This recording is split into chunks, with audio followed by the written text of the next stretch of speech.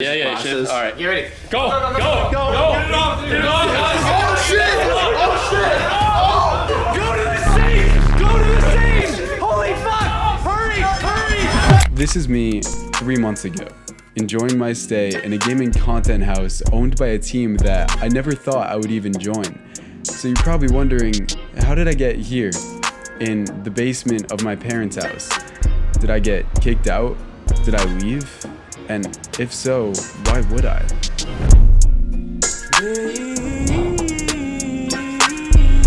I'm going to explain to you how I even got into the position of living in a content house and what that new and different experience was like, and obviously why I chose to leave.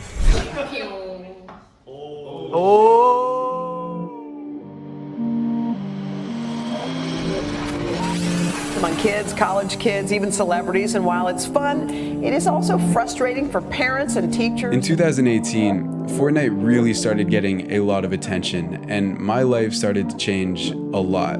For some people, this was just another game to play on some casual school nights, but for someone with a history of love for making content, for me, this just wasn't the case. In my story, I have a history of anxiety and depression and OCD, ADHD, and even trying to record this video is really intense for me. When I was a senior in high school, this started to get a lot worse.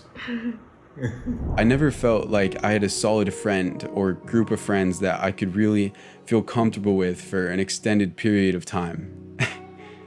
I struggled with anxiety really badly, and I even tried having a girlfriend, but even that, I just wasn't in a good mental headspace for that. I just wasn't ready for good stuff to be happening. I know this is very personal, and I'm telling you guys this because I still had my passions. You know, I loved making videos, and that would be my escape. And so when quarantine first started, I didn't even mind because I didn't have an urge to go out. I just wanted to play Fortnite and make videos, and so that's what I would do. And I started learning more about the gaming online community, and I saw teams like FaZe and NorCal, and then I saw people like FaZe Flea and 12th Hour doing these amazing things online that I wanted to do too. And I had no idea what was going to happen after just enjoying this period and posting my own creations. And then fall was coming up, and I figured I would go to college because I made this program that I didn't think I would actually make. And so I'm trying to manage my schoolwork with my YouTube videos, and I didn't even know where it was going to take me.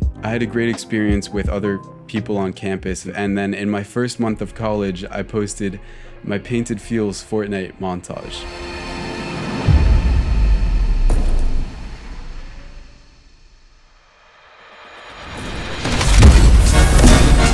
At the time, this was a really big project for me, and a few videos later, I realized I should join a team because that would give me some extra traction for my channel, because at the time I was at like 6,000 subscribers, and obviously my eyes were on NorCal for a really long time.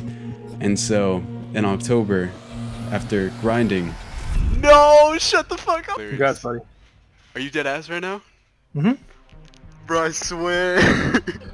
Bro, my heart just, yo. What the fuck was that? This was huge for me, especially because of how nervous I was when I first DM'd the owner of NorCal, Mitch, and he responded. And this helped me finally get some of the attention that I needed in order to grow my platform. And then I posted a content video after I joined the team, and I started blowing up. And then I posted another banger montage, and my channel started doing really well, and I was really excited. But at the same time, I wasn't really that surprised because it finally felt like the quality of my content was getting some of the views that it deserved. I know a lot of you guys might be creators yourselves, and so if you're feeling like you're working really hard and you're just not getting the results that you feel you deserve, that was literal me for years, and it still is. I felt the same way, and the more that you spend time working towards your vision that you have, the more likely it's going to be that that chance that's going to really help you and your platform is going to line up with your hard work, and you're just going to excel like crazy. So my numbers were doing great, and I was getting really excited, and all I wanted to do was grind YouTube. But at the same time, my schoolwork started getting really intense, and I got a lot of it, and it was really hard to manage everything.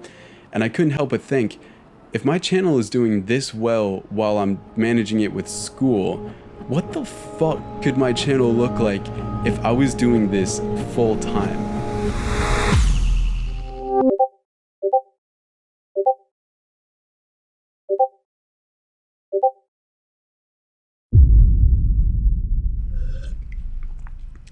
I dropped out of school. Let me drive the boat. I drove all the way down to Texas, about 1,000 miles of driving, and I was really nervous for what was going to unfold because I had never met up with people in real life that I had only known online. And not to mention, I would literally be living with them. But guys, when I first pulled up in that driveway and met all of my housemates from online, it was the most surreal experience, and seeing their faces in real life, not on a Twitch stream, was something that was really hard for my mind to digest. It took a while for that to sink in, and honestly it took about 2 months for me to even feel settled in. Shit was just absolutely crazy to me, especially as someone who didn't have an insane amount of clout at the time. I mean, I was having dinner with FaZe Mew, casually talking to and living with the owner of a huge organization that most people that I knew were grinding for, and I was playing a role in these business calls that I never would have imagined I'd have any input on. I mean, I remember how much I freaked out when I first DM'd the owner of NorCal, Mitch, and he responded. And then fast forward a few months later, he's literally showing me how to make beef in the house that we're both living in. And then my biggest idols stepped into the picture. I started talking with FaZe Flea and 12th Hour, where at first I was just shaking being on calls with them.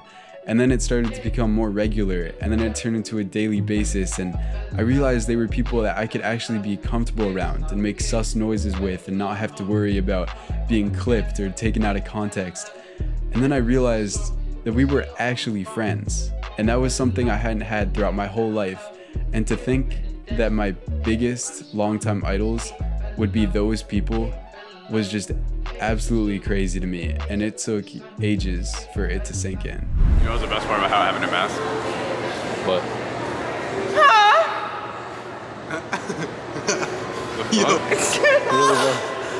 You don't have your mask on. Oh shit. Oh, I guess they know I'm horny. Mitch literally changed my life. He gave me the biggest opportunities I've ever had, and I owe so much of that to him.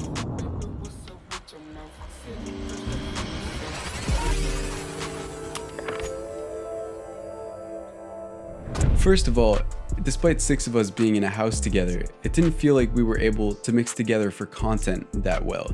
So everybody had a rent to pay, and everybody had their own ways of generating income through content to pay that rent. But rarely would we use each other for that content. And so people were branched off doing their own streams and doing their own endeavors. And while we were all in the same house, it didn't feel like we were really living together.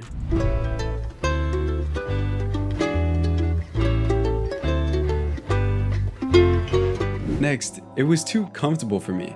I mean, I would live in the same room as my setup and I would go to the gym and whatnot, but shit was too simple. Everything I needed I could just go out and get, and I was pretty much just surrounded by a shit ton of fast food. There's another side to this, but I'll get to that in a sec. Treat me like what please, don't get me dirty. The other thing, and this is probably gonna sound weird to a lot of people, but we just weren't diverse. Now I know the main demographic that is watching this video, but I just want to be totally honest about what my feelings are. When I was in the NorCal house, Mitch, the owner, had another house in the works, and he was setting up the people that were going to be a part of it. Now that house is, settled in, and they've been doing great over the past 2 months, but I already felt slightly out of place because I was living in a house mainly just of white people. I mean, we had a couple Asians, but most of us were white, and I was okay with that, but when I saw the other house getting set up, I saw it was only white people. It just kind of felt like white people were getting this resource that plenty of well-deserving black people could have gotten to have. Not to mention, diversity brings about interconnected perspectives and proposes new and great ideas, and that would just be something missed out on. I tried bringing this up, but I didn't make much progress, and so it was just hard for me to feel super proud of this other house.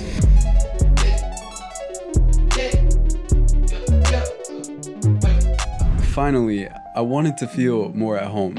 If I wasn't fully involved with my craft, it'd be hard to feel at home because depending on the people that were coming over, sometimes the social skills would feel a little limited because, you know, some of us are gamers, and as someone who has terrible social skills, I needed all of the help that I can get to feel as socially comfortable as possible. And so sometimes it just didn't feel like I was that much of a fit. But with all of this being said, I have to say moving out and living out here was the most independent adventure I have ever had. I will say having to be in charge of paying my own rent and getting my own groceries and making my own food was certainly a challenge for me, but as a fresh 19-year-old, this was a really informative experience for me and I learned so much. Do I regret dropping out of college and traveling to Texas to live in a content house instead of going to school?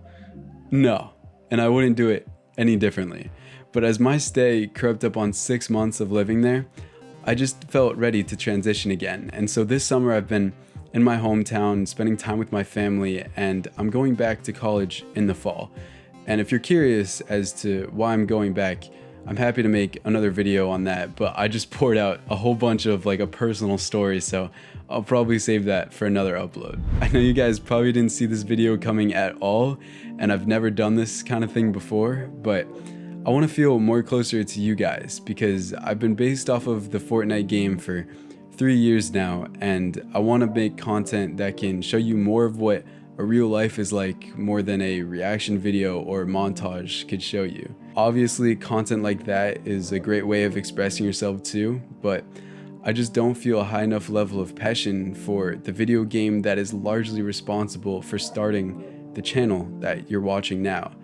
And instead of leaving you all in the dust with it, I figured I'd just bring you all with me. And so I want to thank Epic Games Fortnite and YouTube and all of you guys and the people that helped me along my way, because without these things, I never would have started this channel.